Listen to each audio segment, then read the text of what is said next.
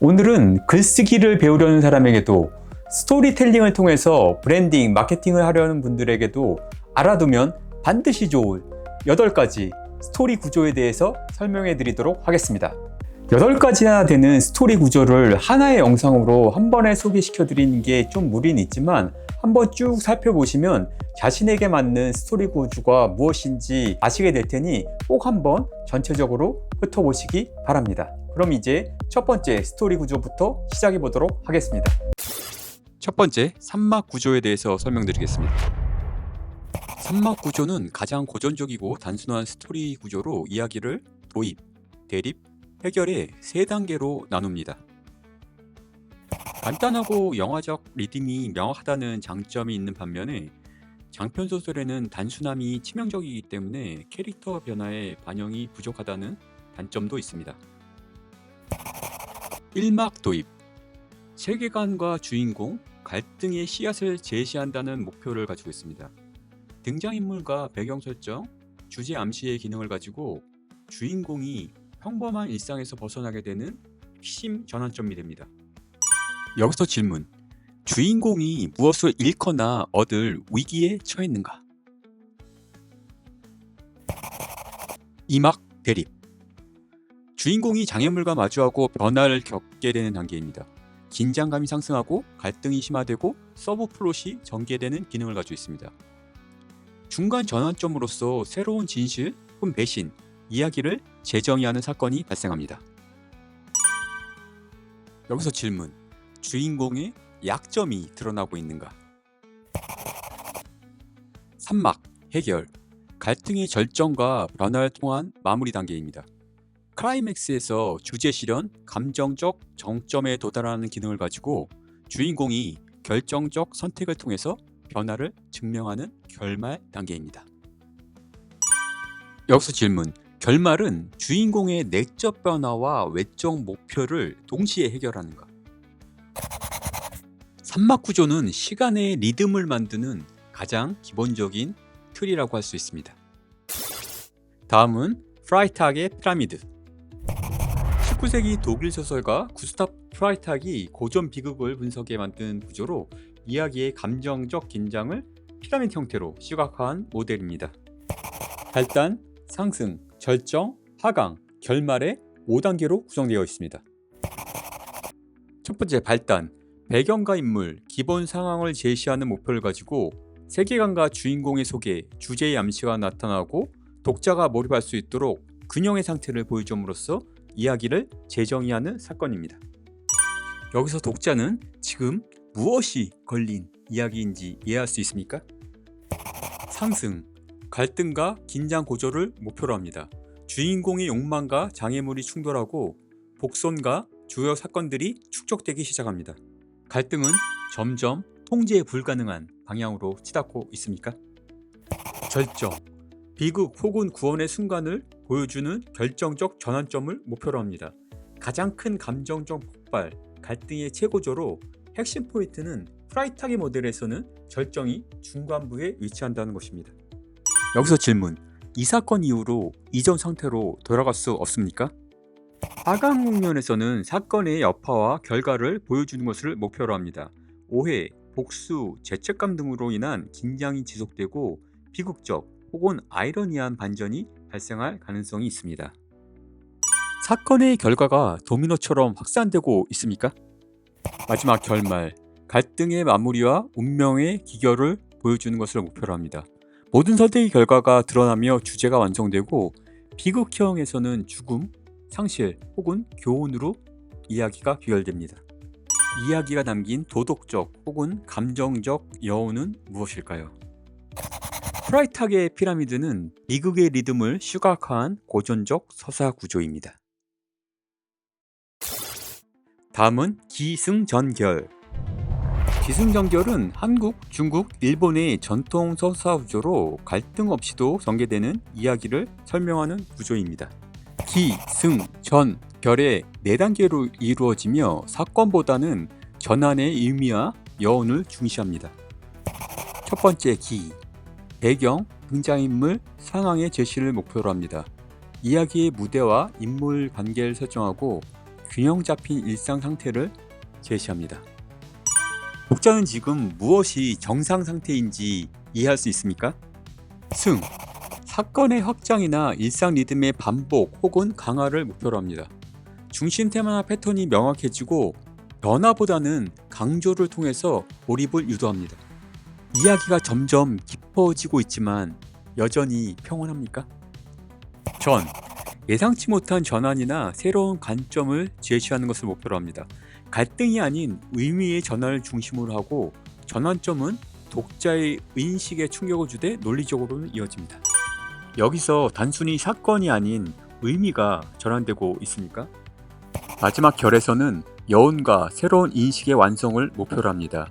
이야기가 닫히는 것이 아니라 확장되고 독자가 의미를 스스로 해석하도록 여백을 제공합니다. 결말을 설명하는 것이 아니라 여운으로 끝냅니까? 기승전결은 싸움이 아닌 깨달음의 구조를 가지고 있습니다. 다음은 피치 앤 커브.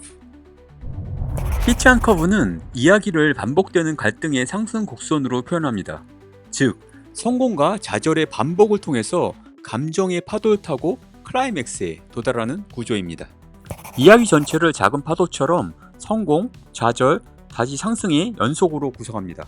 각 파도는 점차 커지며 마지막 파도가 클라이맥스에 도달하는 것입니다. 도입부에서는 인물, 목표, 첫 장애물을 제시합니다. 이야기는 어디로 가는가를 보여주는 것이 핵심 기능입니다. 여기서 독자는 이미 실패 가능성을 감지했습니까? 상승부에서는 성공과 좌절의 반복을 보여주는 것을 목표로 합니다. 매번 위험, 대가, 감정 비용이 커집니다. 여기서 규칙은 성공은 항상 불완전해야 하고 좌절은 반드시 인물의 약점을 드러내야 합니다. 이 좌절이 없으면 다음 단계가 불가능한가요? 결정, 가장 큰 실패처럼 보이는 순간 또는 마지막 성공 직전에 붕괴되는 모습을 보여주는 것을 목표로 합니다. 지금까지 모든 파도가 한 지점으로 수렴하는 장입니다. 이 순간이 이야기에서 가장 비싼 선택의 순간인가요? 마지막 결말, 감정 곡선을 안정화시킵니다. 세계는 이전과는 같지 않습니다. 또 완전한 해피엔딩일 필요도 없습니다. 감정적 긴장은 해소되고 새로운 균형으로 회복되었나요? 피치 앤 커브는 승리가 아니라 실패를 견디는 리듬으로 긴장을 만듭니다. 다음은 스노우프레이크 메소드, 눈송이 방법. 눈송이 방법의 개념은 한마디로 확장적 복잡성 구조입니다. 한 문장이 한 단락이 되고 다시 한 페이지가 되고 인물 챕터로 확장되는 것입니다. 그래서 이 방법은 이렇게 말합니다. 영감은 작게 잡고 결정은 단계적으로 미루며 복잡성은 필요할 때만 추가하라. 눈송이가 중심에서 바깥으로 자라듯 이야기도 핵심, 구조, 인물, 장면 등 몇 단계의 설계 과정으로 커집니다. 1단계, 한 문장 요약. 이야기 전체를 15단어 내외로 압축합니다. 장르, 결말의 방향이 드러나야 합니다. 이 문장이 끝까지 나침반 역할을 하게 됩니다. 2단계, 한 단락 요약. 시작, 중간, 끝이 보이는 4개에서 5개의 문장입니다. 대략적인 3막 구조를 포함하게 됩니다. 이야기가 끝까지 갈 수 있는지 1차 검증 단계입니다. 3단계, 캐릭터 요약. 주요 인물 각각에 대해서 목표, 갈등, 변화 방향 등을 제시합니다. 인물 간의 충돌 관계가 명확화되는 단계입니다. 여기서 많은 이야기가 처음으로 흔들리기 시작합니다. 4단계, 단락 확장을 통한 한 페이지 시놉시스 작성. 2단계의 각 문장을 하나의 단락으로 확장하고 전체 이야기가 한 페이지 분량이 됩니다. 이야기의 논리적 뼈대가 처음으로 완성됩니다. 5단계, 캐릭터 시트 작성. 인물의 과거, 내적 결핍, 선택 패턴을 정리하는 단계로 인물이 왜 이런 행동을 할 수밖에 없는가를 설명 가능해야 합니다. 각 인물이 플롯의 희생양이 되지 않게 만드는 단계로 볼 수 있습니다. 6단계, 시놉시스 확장. 주요 사건과 감정선을 구체함으로 복선과 전환점이 명확해집니다. 2단계 이후에는 이야기의 방향성을 크게 바꾸기 어려워집니다. 7단계 장면 리스트 작성. 이야기 전체를 장면 단위로 분해합니다. 각 장면에 대해서 목적, 갈등, 결과를 명시하게 됩니다. 왜 이 장면이 필요한가에 대해서 스스로 답을 못하면 삭제하십시오. 8단계 챕터 개요 정리. 장면들을 챕터로 묶어서 전체적인 리듬을 점검합니다. 감정 곡선과 정보 공개의 타이밍을 조율하고 여기까지 오면 실제적인 설계는 끝났다고 볼 수 있습니다. 9단계 초안 작성. 지금까지 쌓아 올린 구조를 믿고 빠르게 작성합니다. 완성도보다는 진행이 우선입니다. 2단계는 새로운 창작이 아니라 정리하는 실행에 가깝습니다. 마지막 10단계 수정 및 반복. 각 단계로 돌아가서 점검합니다. 처음의 한 문장과 지금의 결과가 모순이 없는지를 확인합니다. 눈송이의 완벽한 대칭처럼 일관된 완성도를 확보해가는 과정입니다. 스노우프레이크는 글을 잘 쓰는 방법이 아니라 이야기를 끝까지 데려가는 방법입니다. 고양이를 구해라. Save the Cat, Beat Shoot입니다. Save the Cat은 헐리우드 시나리오 작법의 대표적인 구조로 15개의 서사 비트를 통해서 캐릭터의 변화와 감정 리듬을 세밀하게 조정합니다. 참고로 고양이를 구하라는 표현은 관객이 주인공에게 감정적으로 공감할 수 있는 선의의 행동을 보여주는 장면을 의미합니다.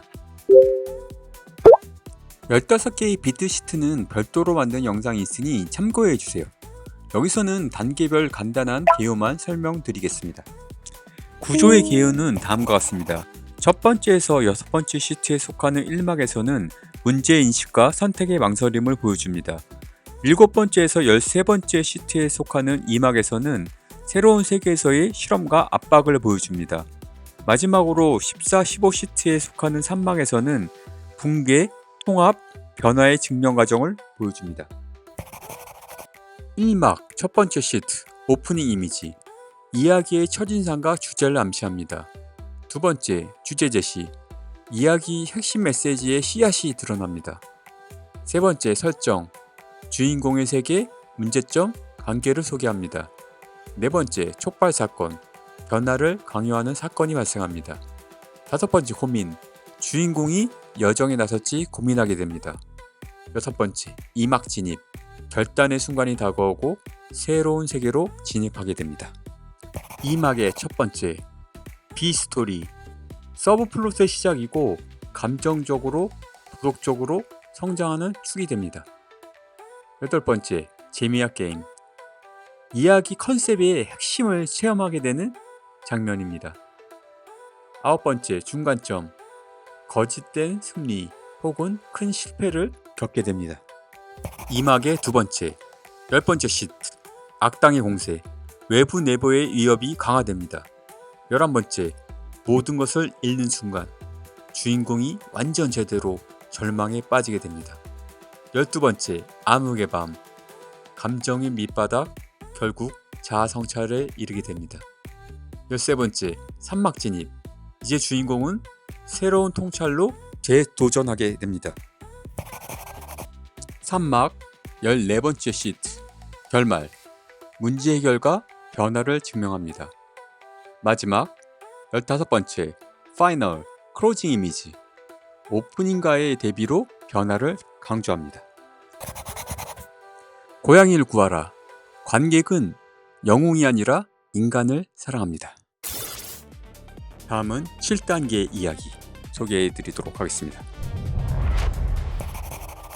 이 구조는 단 7개의 핵심 지점만으로도 이야기의 상승, 전환, 해결의 리듬을 설계할 수 있도록 만든 간결하고 강력한 플롯 프레임워크입니다. 각 포인트는 단순한 사건이 아니라 캐릭터의 선택과 변화를 나타내며 내적 결단, 외부의 압력이 교차하며 서사가 발전합니다. 이 과정을 통해서 변화 전의 세계인 주인공이 초기 상태에서 변화 후의 세계인 완전히 달라진 주인공에 다다르게 됩니다. 첫 번째, 훅. 주인공의 현재 상태를 보여주고 이때는 목표도 없고 뭔가 결핍된 상태입니다. 첫 번째 전환점. 행동을 촉발하는 사건이 발생하고 이야기가 본격적으로 시작됩니다. 세 번째, 첫 번째 압박. 외부 갈등이 강화되고 적의 위협이 구체적으로 드러납니다. 네 번째, 중간점. 주인공이 수동에서 능동으로 변한 시점입니다. 주인공의 인식이 변화합니다. 다섯 번째, 두 번째 압박. 첫 번째 압박보다 더 큰 희생과 실패를 경험하게 됩니다. 주인공은 절망의 절정에 다다르게 됩니다. 여섯 번째, 두 번째 전환점. 이제 마지막 결단의 시점입니다. 주인공은 모든 것을 걸고 행동합니다. 일곱 번째, 결말. 이야기의 주제가 실현되고 주인공의 내적 성장과 외적 목표가 완성됩니다. 7단계 이야기에서는 이야기의 본질은 압박과 선택의 반복이란 것을 보여줍니다. 마지막으로 설명해 드릴 구조는 영웅의 여정입니다. 영웅의 여정은 가장 보편적이고 강력한 이야기 구조로 원서의 17단계를 12단계로 축약한 버전으로 주로 사용됩니다. 이 구조는 단순한 사건 배열이 아니라 심리적, 영적 변형의 지도라고 할 수 있습니다. 모든 이야기는 익숙한 세계에서 낯선 세계로 그리고 다시 귀환의 여정을 따릅니다. 즉, 자기 초월의 여정이라고 할 수 있습니다. 첫 번째, 일상세계. 영웅이 아직 변형되지 않은 상태로 존재하는 기존 질서의 세계입니다. 결핍, 불안, 부조화가 잠재되어 있으나 아직 인식되지는 않습니다. 이 세계는 떠나야 할 장소이지 궁극적 목적지가 아닙니다. 두 번째, 모험의 부름. 외부 혹은 내부에서 기존 질서를 교란하는 신호가 등장합니다. 영웅에게 이전과 같은 삶은 더 이상 불가능함을 알리는 시점입니다. 신화적으로는 운명, 초월적 힘이 개입에 해당됩니다. 세 번째, 부름의 거절. 두려움, 책임, 사회적 임무로 주인공은 부름을 거부합니다. 영웅의 미성숙함과 집착이 드러나는 단계입니다. 종종 이 거절은 위기 심화로도 이어집니다. 네 번째, 멘토와의 만남. 보호자, 조력자, 초월적 존재와의 조우입니다. 영웅은 여기서 지식이나 도구, 용기를 부여받게 됩니다. 하지만 멘토는 길을 대신해 가주진 않으며 문을 여는 역할만 수행합니다. 다섯 번째, 경계 넘기. 일상세계에서 미지의 세계로 실제로 진입하는 단계입니다. 돌아갈 수 없는 지점을 통과한 것이고 종종 문주기 같은 시험 존재가 등장하기도 합니다. 여섯 번째, 시험, 동료, 적. 새로운 세계의 규칙을 배우는 단계입니다. 동료와 적의 구분이 드러나고 영웅의 위치가 확정됩니다. 이 단계의 목적은 힘의 축적이 아니라 적응에 있습니다. 일곱 번째, 심연으로의 접근. 이야기의 중심에 가까워지는 준비 구간입니다. 가장 큰 두려움 또는 핵심 과제가 예고됩니다. 신화적으로는 죽음 혹은 변형 직전의 정지 상태라고 할 수 있습니다. 여덟 번째, 실현. 상징적 혹은 실제적 죽음의 경험 단계입니다. 영웅의 자아, 에고가 붕괴됩니다. 하지만 이 통과 없이는 재탄생이 불가능합니다. 아홉 번째, 보상. 시련을 통과한 대가로 얻는 것입니다. 물질, 지혜, 깨달음, 힘 등 다양한 형태로 제공됩니다. 그러나 아직 여정은 끝나지 않았습니다. 열 번째, 귀환의 길. 보상을 지닌 채 일상 세계로 돌아가려고 하지만 새로운 추격이나 저항이 발생하게 됩니다. 두 세계의 긴장이 최고조에 달하는 구간입니다. 11번째, 부활. 귀환 직전의 최종 시험 단계입니다. 영웅은 이전과 완전히 다른 존재로 재정이 되어 있습니다. 개인적 승리를 넘어서 세계적, 균형 회복의 의미를 가집니다. 마지막 12번째, 귀환과 선물. 영웅은 공동체로 돌아와 얻은 것을 나누게 됩니다. 신화의 목적은 개인의 성공이 아니라 공동체의 치유에 있습니다. 선물은 지식, 질서, 자유, 생명 등으로 다양하게 나타납니다. 영웅의 여정은 성공 스토리가 아니라 자아의 해체와 공동체적 회복을 설명하는 신화 구조입니다.